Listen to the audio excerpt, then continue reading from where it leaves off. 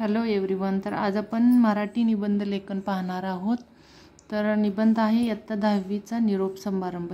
यावरती आपल्याला निबंध लिहायचा आहे। तर इथं पहा, निरोप समारंभ इयत्ता 10वी विद्यार्थीची मनोगते शालेय आठवणींना उजाळा।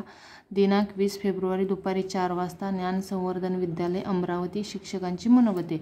तर हा क्वेश्चन कधी आलेला होता? मार्च 2019च्या 10वीच्या बोर्डाला पडलेला हा क्वेश्चन आहे। तर इथे पहा, इयत्ता 10वी निरोप समारंभ दिनांक 20 फेब्रुवारी वेळ दुपारची 4। आज आमच्या ज्ञान संवर्धन विद्यालयामध्ये इयत्ता 10वीच्या विद्यार्थ्यांचा निरोप समारंभ होता। इयत्ता 10वीची आम्ही सर्वच मुले या समारंभासाठी उत्सुक होतो। शाळेतला अभ्यासक्रम केव्हाच संपला होता। काहीच दिवसात आमच्या बोर्डाच्या परीक्षा सुरू होणार होत्या। 8वी 9वीच्या विद्यार्थ्यांनी या समारंभाची तयारी केली होती। ठरवल्याप्रमाणे आम्ही सर्व मुले बरोबर 4 वाजता शाळेच्या सभागृहात जमलो। दररोज उशिरा येणारी मुले आज अगदी वेळेवर उपस्थित होती। हा आमचा निरोप समारंभ असल्याने आम्ही मुले आनंद आणि दुःखाच्या संमिश्र भावनेत होतो। आता शाळा सोडावी लागणार या जाणीवेने हळहळ वाटत होती। 9वीच्या विद्यार्थ्यांनी या कार्यक्रमाचे सूत्रसंचालन केले। शाळेचे मुख्याध्यापक आणि काही शिक्षकांनी आपली मनोगते मांडली। आम्ही विद्यार्थ्यांना बोर्डाच्या परीक्षेसाठी तसेच पुढील वाटचालीसाठी सर्व शिक्षकांनी शुभेच्छा दिल्या। विद्यार्थ्यांच्या आग्रहाखातर मराठीच्या बाईंनी संतवाणी सुरेल आवाजात म्हणून दाखवली।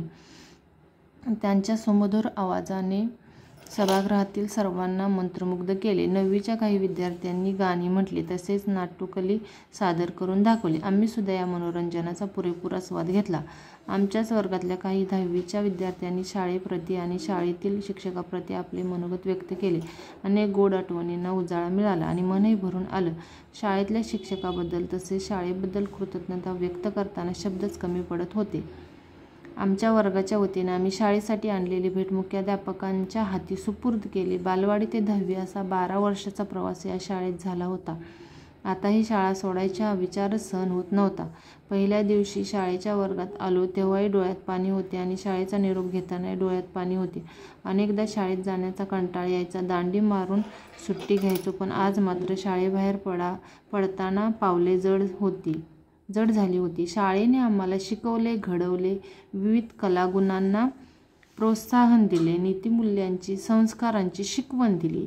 याच शिदोरीवर आम्ही बाहेरील अफाट विश्वात आता पाऊल टाकणार होतो। सभागृहातून आम्ही सर्व मुले बाहेर पडलो, पण वर्गात जाण्याचा मोह आम्हाला आवरता आला नाही। वर्गातल्या बाकावर, भिंतीवर, फळ्यावर आम्ही प्रेमाने हात फिरवला। हा निरोप घेणे खूप जड जात होते। डोळ्यातून आसवे येत होती।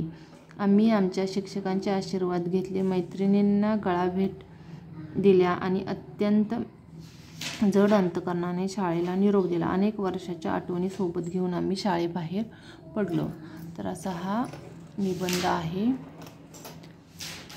जर तुम्हाला माझा व्हिडिओ आवडला असेल तर प्लीज माझ्या चॅनलला सबस्क्राईब करा, लाईक करा आणि जास्तीत जास्त शेअर करा।